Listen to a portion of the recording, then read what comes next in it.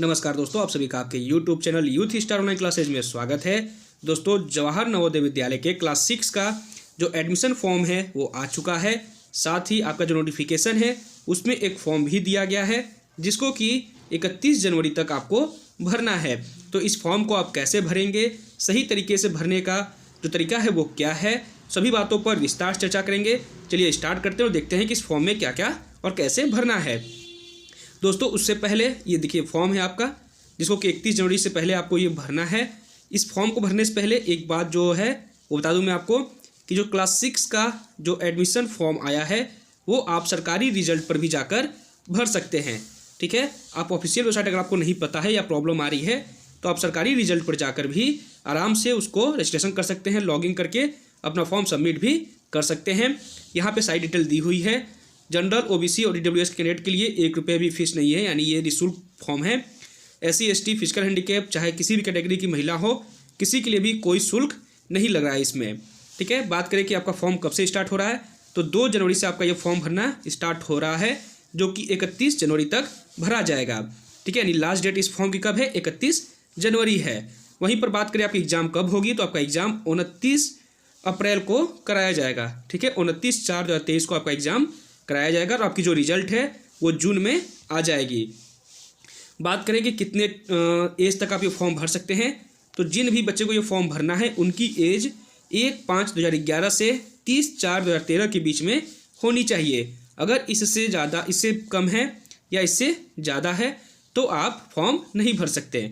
ठीक है, बात करें टोटल कितनी स्कूल हैं ऑल इंडिया में क्लास 6 के लिए, तो नवोदय विद्यालय टोटल 649 हैं, जिसमें कि क्लास 6 का एडमिशन लिया जाएगा। ठीक है, और जो इसके लिए इम्पोर्टेंट बात है वो ये है कि आप क्लास 5 पास होने चाहिए। ठीक है, तो ये सब थी जो जानकारी महत्वपूर्ण है आपको बतानी थी। अब बात करते हैं कि आप ये फॉर्म कैसे भरेंगे। तो आप इस पर देखेंगे ऊपर लिखा हुआ है Jawahar Navodaya Vidyalaya selection test 2023 study certificate, जिसको कि भरने की जो लास्ट डेट दी गई है वो दी गई है 31 जनवरी 2023 तक। तो इसको भरने से पहले आप अपना एक पासपोर्ट साइज़ फ़ोटो अगर आपके पास है तो ठीक है, नहीं है तो आप खिंचवाकर उसको यहाँ पर सबसे पहले आप चिपकाएंगे। ठीक है, यहाँ पे फ़ोटो लगेगा आपका। उसके बाद नीचे आते हैं तो जो भी कैंडिडेट को फॉर्म भरना है उस कैंडिडेट का यहाँ पर नाम होगा। ठीक है, मान लेते हैं उसका नाम अगर अनुज पांडे है, जिस स्टूडेंट का क्लास 6 में एडमिशन कराना है, तो आप यहाँ पे कैपिटल लेटर में अनुज पांडे लिखेंगे। ठीक है, कैपिटल लेटर में पूरे फॉर्म को भरना। तो सबसे पहले यहाँ पे अपना नाम भरेंगे। उसके बाद वो बच्चा जहाँ से भी क्लास 5 पढ़ा है वो यहाँ पे आप लिखना है। मान लेते हैं अगर उसने ऑक्सफोर्ड स्ट्रीट कॉन्वेंट स्कूल से उसने क्लास 5 पास किया है तो यहाँ पर आप ऑक्सफोर्ड, ठीक है, ऑक्सफोर्ड स्ट्रीट कॉन्वेंट स्कूल पूरा लिखेंगे। इसके बाद जस्ट उसके नीचे, ठीक है, उसके नीचे आप यहाँ पर देखेंगे तो कैपिटल लेटर में आपको जो कैंडिडेट का एडमिशन कराना है क्लास 6 में उसका नाम यहाँ पर आपको लिखना है। उसके जस्ट नीचे यहाँ पर आपको उसके फादर का नेम, उसके बाद यहाँ पर उसकी मदर का नेम लिखना है।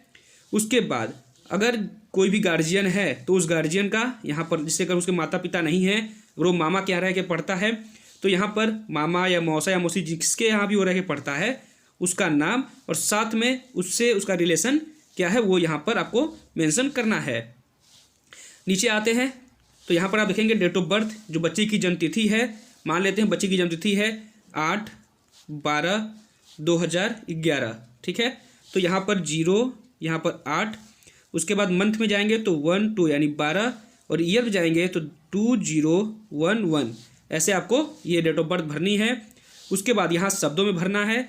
आप अगर मान लेते डेट ऑफ बर्थ जो है वो है 1/11/2011 तो लिखेंगे आप 1 नवंबर, ठीक है, 1 नवंबर 2011 आपको यहाँ शब्द में लिखना है। ठीक है, या फिर इसको आप ऐसे लिख सकते हैं 1 1 पहले यहाँ पे 0, ठीक है, 0 1 1, ठीक है, 1 1 2 0 1 1, ठीक, या फिर आप डायरेक्ट लिख सकते हैं 1 नवंबर 2011।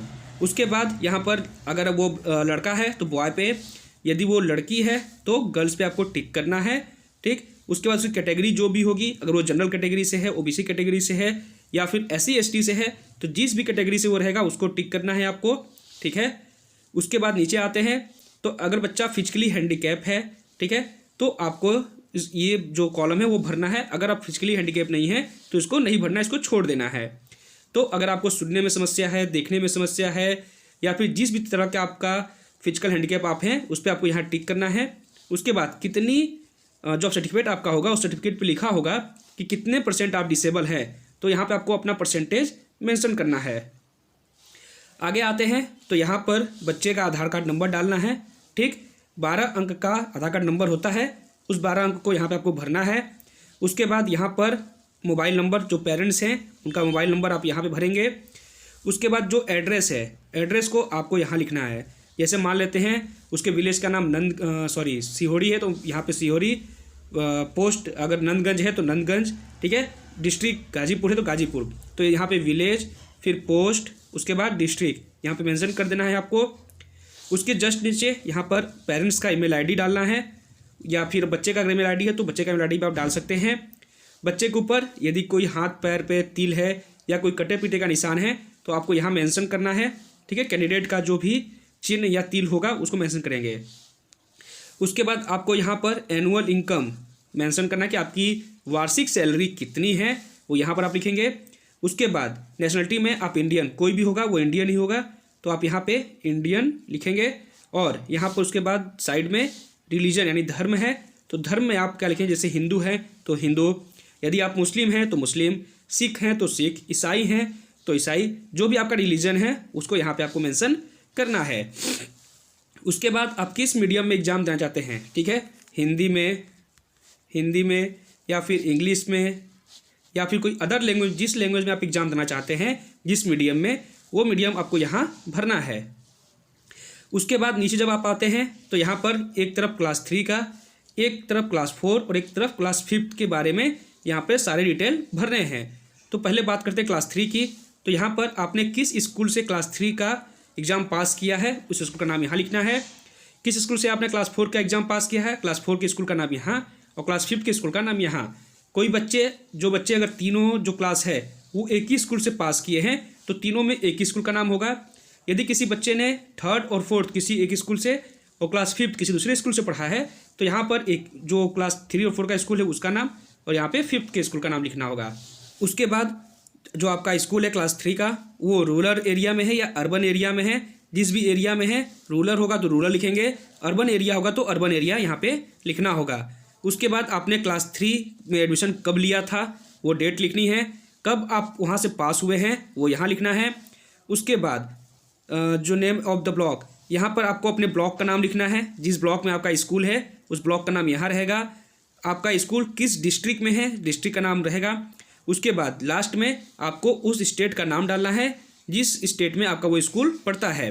वैसे ही क्लास 4 में सबसे पहले स्कूल का नाम, उसके बाद अर्बन एरिया में आपका स्कूल था या रूरल एरिया में था वो डालना है, कब आपने उस स्कूल में एडमिशन लिया था और कब आपने उस स्कूल से क्लास 4 का एग्ज़ाम पास किया। उसके बाद आपका स्कूल किस ब्लॉक में है, किस डिस्ट्रिक्ट में है और किस स्टेट में है वो आपको भरना है। क्लास 5 में भी वैसे ही करना है, सबसे पहले स्कूल का नाम, उसके बाद एरिया, रूरल एरिया में है कि अर्बन एरिया में है वो मेंशन करना है। उसके बाद आपने क्लास 5 के लिए एडमिशन कब लिया था, आप क्लास 5 कब पास हुए, डेट, मंथ, ईयर तीनों डालना है। उसके बाद आपका जो ब्लॉक है, जिस ब्लॉक में आपका स्कूल है उस ब्लॉक का नाम डालना है। उसके बाद आपका स्कूल जिस डिस्ट्रिक्ट में है उस डिस्ट्रिक्ट का नाम और स्टेट का नाम भी डालना है। इतना करते ही आपका फॉर्म कंप्लीट हो जाता है। उसके बाद लास्ट में जो स्टूडेंट है जिसका एडमिशन क्लास 6 में कराना है उसका यहाँ पे साइन रहेगा और इस बॉक्स के अंदर ही होना चाहिए, इस बॉक्स से बाहर नहीं जाना चाहिए। उसके बाद स्टूडेंट के पेरेंट्स का सिग्नेचर यहाँ पे रहेगा। ठीक, यहाँ पर स्टूडेंट का सिग्नेचर और यहाँ पर उसके पेरेंट्स का सिग्नेचर रहेगा। ठीक, तो इतना सब आपको भरना है, सभी चीज़ें सही होनी चाहिए। आपको ध्यान किस बात की रखनी है वो पहले सुन लीजिए। सबसे पहले फॉर्म भरते समय आप जब फॉर्म भरेंगे तो हमेशा कैपिटल लेटर का यूज़ करेंगे। ठीक है, कैपिटल लेटर का यूज़ करेंगे। दूसरी चीज़, पहली चीज़ कैपिटल लेटर, दूसरी चीज़ आप ओवर राइटिंग नहीं करेंगे। ठीक है, ओवर राइटिंग आपको नहीं करना है। जैसे अगर आपने आज़ाद लिख दिया, AZAD लिख दिया, तो ऐसा नहीं कि फिर से ए पे ऐसे ऐसे करने लगे। ठीक, ओवर राइटिंग नहीं करनी है। दूसरा, अगर आपने आज़ाद लिखा AZAD और D अगर आपका P बन गया तो आप इसको कट नहीं करेंगे, यानी फॉर्म में कहीं भी कट का निशान नहीं करना है, ना ही ओवर राइटिंग करनी है। सभी चीज़ें कैपिटल लेटर में होनी चाहिए और साफ़ सुथरी होनी चाहिए। ठीक है, तो ये था आपको फॉर्म कैसे भरना है। दोस्तों मैंने फॉर्म से जितनी भी जुड़ी जानकारी थी मैंने आपको बता दी, फॉर्म कैसे भरना है। ठीक है, भरने का सही तरीका क्या है। उसके बाद आपके क्लास 6 का एडमिशन फॉर्म का लास्ट डेट कब है, कब से शुरू हुआ है, आपका एग्ज़ाम किस डेट पे होगा, कब तक आपका रिजल्ट आ जाएगा, एप्लीकेशन फ़ीस कितनी है, और आपका जो स्टूडेंट है या कैंडिडेट जो फॉर्म भर रहा है उसकी एज कितने से कितने के बीच होनी चाहिए। उसके साथ ही टोटल कितने स्कूल हैं KVS के क्लास 6 में एडमिशन के लिए, और उसके लिए क्या इंपॉर्टेंट होना चाहिए। तो सभी बातों पर मैंने चर्चा कर दी है। अगर आपको वीडियो अच्छी लगी होगी तो वीडियो को लाइक कीजिएगा, अधिक से अधिक शेयर कीजिएगा। इसके बाद एक वीडियो आपके सिलेबस के ऊपर बनाऊंगा जो कि कंप्लीट सिलेबस को कवर करेगा कि मैथ के और बाकी कौन कौन से सब्जेक्ट आपके पेपर में पूछे जाएंगे, कितने नंबर के होंगे, कितने क्वेश्चन होंगे टोटल। ठीक है, उसके बाद मैथ में कैसे कैसे प्रश्न पूछे जाएंगे, इंग्लिश में कैसे कैसे प्रश्न पूछे जाएंगे, सभी बातों पर कंप्लीट सिलेबस पर चर्चा करेंगे। तो इस वीडियो को यहीं समाप्त करते हैं। धन्यवाद।